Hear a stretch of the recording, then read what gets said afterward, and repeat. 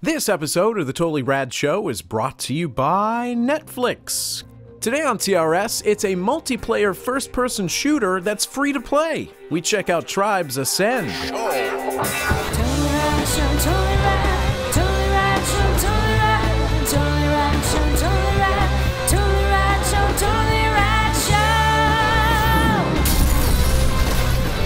Hello, everybody, and welcome to the Totally Rad Show. We've got a great week. Enormous week! Enormous week. Today, we're talking about the new game, Tribes Ascend. That's right. Free-to-play shoot 'em up. It's a big week involving comic books, so we had to do a comic book segment. That's why Tuesday we're going to be talking about a comic book that's about comic books, Flex Mantello. Then on Wednesday, Yes. our sixth Summertime annual and the living's summer easy. movie wager. Blockbusters are here, guys. It's summertime. Blockbusters Blockbuster are season. literally here because on Thursday we are finally getting to review the Jeff-anticipated movie of the year, of the show. of the lifetime, Yeah, it's The true. Avengers. This is a true thing. And then Friday we're wrapping it all up with a title fight. We haven't done one of Bam. those in a while. We haven't done one of those in a while. First off, we're doing The Avengers on Thursday. Background from Jeff's childhood dreams. This is amazing. Michael Axe sent this in to us. There's too much goodness to even go into. First of all, I'm Captain America. Right, I'm very which is- happy about this. that's good. You're Thor. You're Iron Man. Yep. Mike is Hawkeye. Our logo's in the background. We're Yep. punching it out up in the Yep. corner. It's original artwork sent to us by Michael. Thank you so much. Yeah, it's amazing. If you want to have your artwork displayed on the show, send it in, fans@totallyradshow.com. Let's get into the craziness. Let's.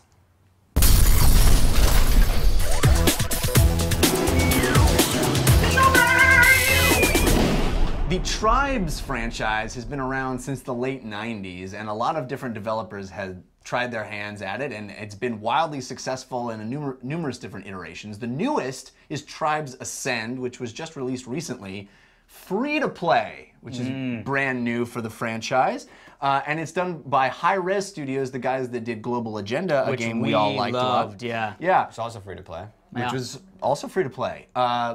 This Tribes has the staple jetpacks and skiing, where you can use your jetpack to get elevation, and then when you go down a slope, you can use your skiing ability, which basically just reduces friction, and you can use a combination of those two things to manipulate the physics to propel yourself across these enormous maps. There are vehicles, there's a whole bunch of unlocks now in the Tribes franchise that a tie-in to how they're doing microtransactions in the free-to-play model. But it is basically that multiplayer shooter on a grand scale, capture the flag, area control, team deathmatch, completely free, other than the fact that now you have gold that you can pay real money for to upgrade things quicker. Alex, Yes. we were having a blast playing it. Yeah. Tell me what you think of Tribes Ascend. Yeah, to me, this is sort of a no-brainer. I think everybody should just download and try it because it's free to play. The barrier to entry is really low. And the good news about this game is it's not actually that difficult to not use real money to get things. Really? Yeah. I think I it's was kind going of to say difficult. the exact opposite. Me too. Really? Yeah. I mean, for a very long time, I was playing without realizing I could spend some gold on certain things If that I you think are the like- only things that I would actually feel like I needed You're to pay talking about money the for. XP boost. The XP boost. Which is like, it's sitting right there, and it's so hard not to buy it. That's If you're the whole point. enjoying the game, Exactly. if you actually are having any fun and you want to continue Yeah. playing, I think it's almost impossible to not But spend money. yeah, but here's the thing.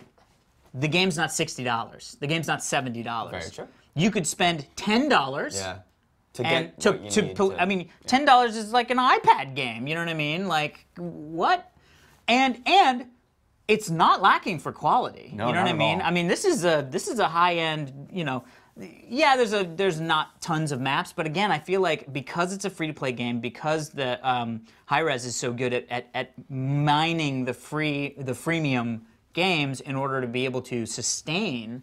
I can just see map packs coming out, and I don't think that they would make map packs be something you pay for. I really do feel like, Right. and mainly because of Global Agenda, The things that they have you pay for are really sort of the convenience things, which is nefarious.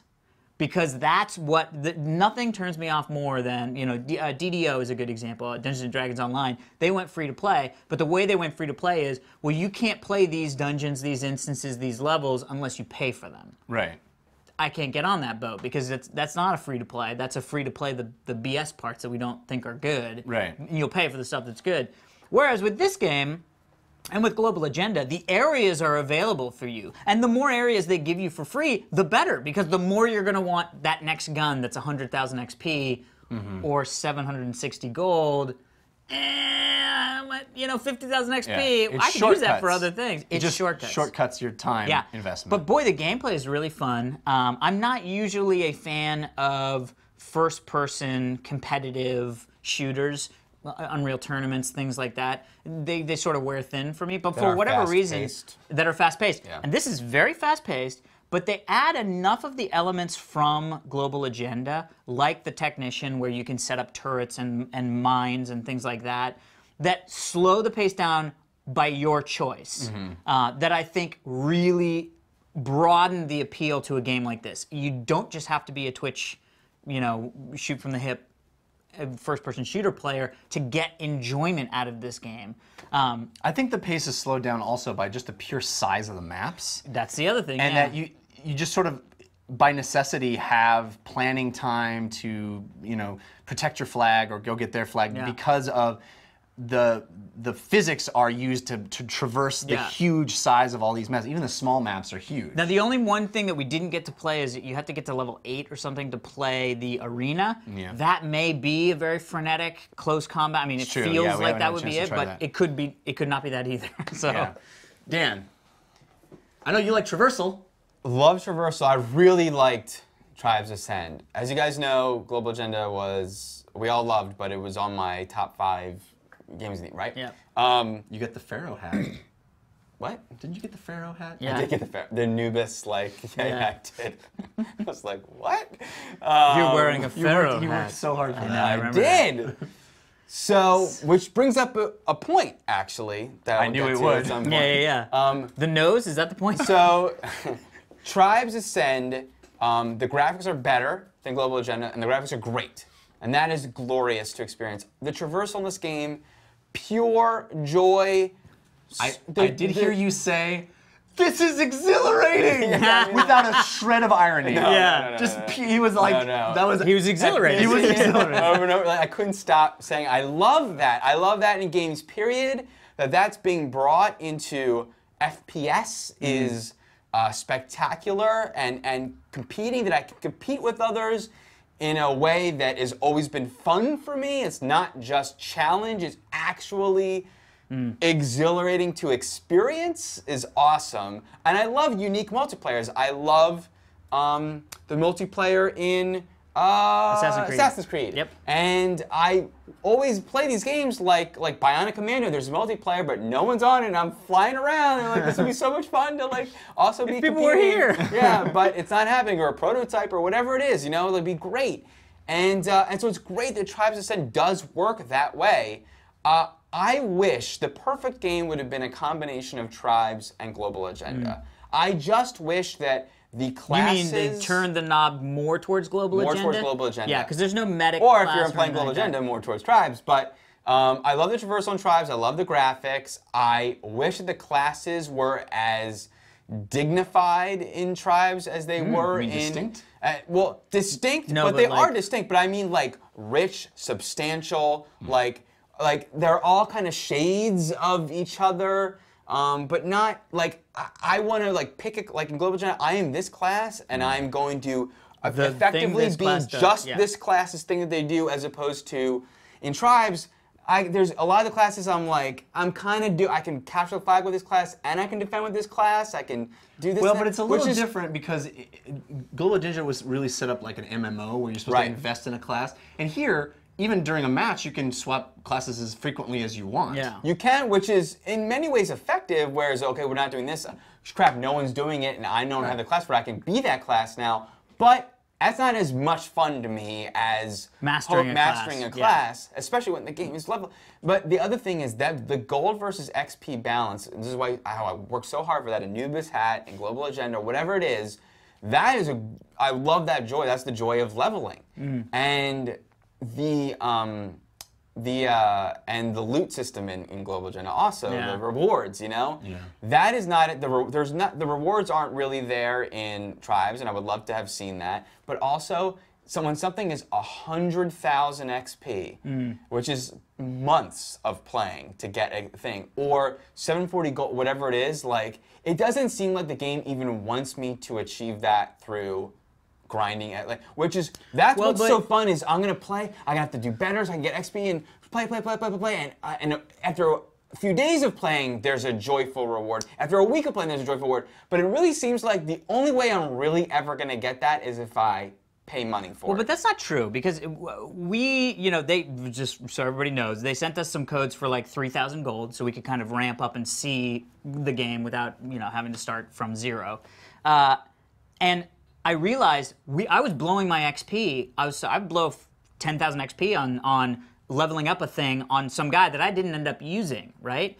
Whereas over the course of the couple days that we played, we probably made 200,000 XP. We just blew it on a bunch of stuff. I definitely didn't. And I spent But if you think about it, each But that's perk, also to my point of I'm spending XP on guys I don't use as opposed to... But that's because you had the ability to not spend the XP on the gun for that guy. So all I'm saying is if we didn't... Yeah. No, but I'm just saying, had you wanted a specific gun for one of your guys that you liked playing, it wouldn't have taken you months to get that gun. It probably would have taken you the time that we played. I disagree you just with wouldn't that, have spent but things. I also think that I still don't think that addresses the imbalance between that. Like, it's just too big. I don't think.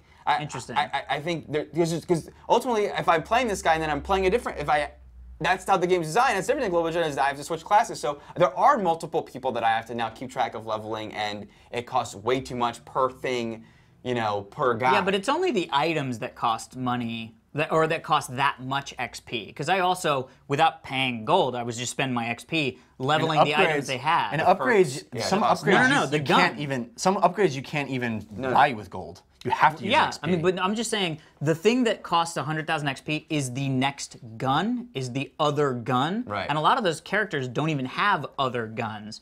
That leveling up the gun you have doesn't cost gold, you can't use gold, and doesn't take that much XP. It's usually like 1,000, 2,000, 2,000, something like that. Well, it goes up exponentially, but... But at the end, I think it's only like 4,200 XP. So all I'm saying is, it was just buying the guns at 100,000. I see what you guys are saying, and I think a lot of the focus in this game is the free-to-playness of it, which is a major feature, and as you say, that there's no reason not to try it. But I'm really in love with the gameplay of it. I mean, it really offers something that we haven't seen since the last Tribes game, which is that really wild, over-the-top movement through a very large map.